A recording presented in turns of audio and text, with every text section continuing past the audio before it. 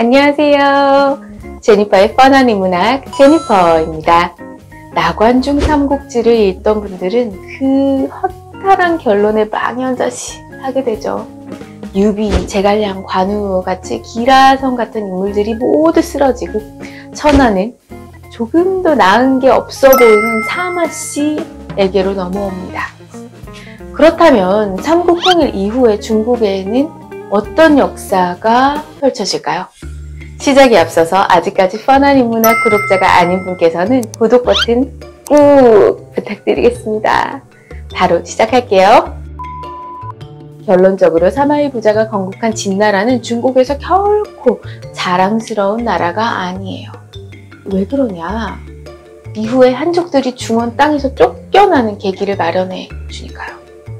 진나라는 사마씨 형제들 간의 전쟁으로 나라가 약해지고 그래서 중원 땅으로 쫓겨나서 강남으로 이주를 하게 되고 그 동진을 건국해서 155년간 유지하게 됩니다. 진나라는 서진과 동진 합한 이름인 거예요. 중원에 있을 때를 서진이라고 부르고 강남으로 쫓겨나 만든 나라를 동진이라고 부릅니다. 그런데 진나라가 중원에서 쫓겨난 시점을 전후로 소위 천하대혼란 시대인 5호 16국 시대가 나타납니다.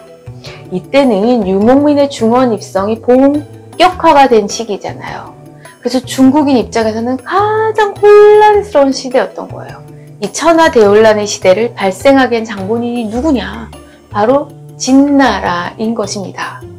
그런데 재미있는 것은 강남으로 이주한 한족 정권들의 부침 속에서도 한족들 사이에서는 진나라가 중원의 정통성을 가진 정부로 각인이 돼 있었다는 점이에요. 그래서 중국의 한족들은 당나라가 중국을 통일할 때까지 자신들을 뭐라고 불렀나? 진인이라고 불렀습니다. 진나라가 실정을 거듭한 나라기는 하지만 강남으로 쫓겨난 중국인에게는 중원의 추억을 간직하고 있는 유일한 정통성을 가진 정부라는 이야기죠. 사마의의 두 아들은 충의를 버리고 그 군권을 장악해서 권력을 찬탈한 거잖아요. 그러니까 비난과 책임을 면할 수가 없었어요. 그런데 만약에 그 후에라도 진나라의 조선의 세종대왕 같은 명군이 나타나서 나라를 통치를 막 잘해. 그래서 안정을 시켰다면 이렇게 비난받을 일은 없었을 거예요. 그런데 진나라의 정치는 위나라 정치보다도 더 한심했어요.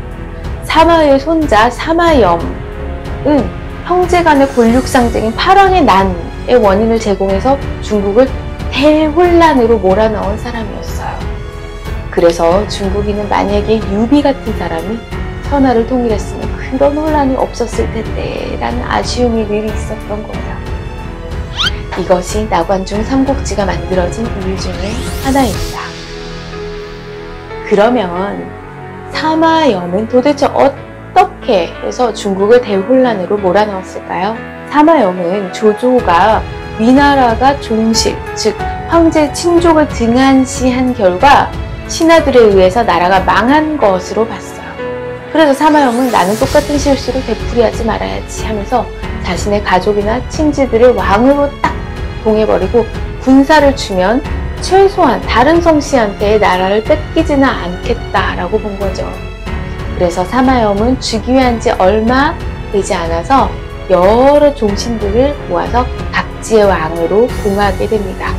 그 결과 각 주나 군의 왕으로 봉해진 무제의 종실들이 지방의 무력을 모두 장악하게 됩니다. 물론 근데 형제와 친척 간의 사이가 좋다면 뭐가 문제겠어요. 근데 사이가 틀어지거나 서로 간에 오해가 생긴다. 그러면 심각한 문제가 발생할 수밖에 없죠. 결국 상황은 형제들 간의 피비린내 나는 전쟁을 몰고 왔습니다. 이게 바로 파랑의 난인 거예요. 파랑의 난 이후에 중국은 역사상 가장 혼란스러운 시대로 들어가게 되는데 이 시기를 5호 16국 시대라고 합니다. 무려 400년 동안에 16개의 나라가 세워지고 엎어지고 세워지고 엎어지게 됩니다. 동북방의 유목민이 대거 남진해서 중원을 점령하고 중국을 통치한 거죠. 여러분, 한나라하고 당나라 사이의 혼란기가 무려 400년인 거예요. 그리고 그 원인을 따지고 보면 사마염의 통치 철학과 정책에 문제가 있었다는 것입니다. 중국인의 입장에서 보면 사마염은 중국을 사상 유례가 없는 혼란기로 몰아넣은 장본인인 셈이에요.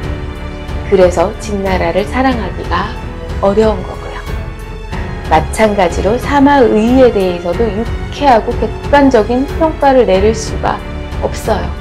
근데 다른 한편으로는 한나라의 멸망 이후에 300에서 500년간 그래도 중원을 통치한 유일한 왕조이기 때문에 포기하기도 어려운 거죠. 그래서 중국인들에게 진나라는 이걸 버릴 수도 없고 포기할 수도 없고 줄 수도 없고 정말 이제 애증의 나라인 거예요.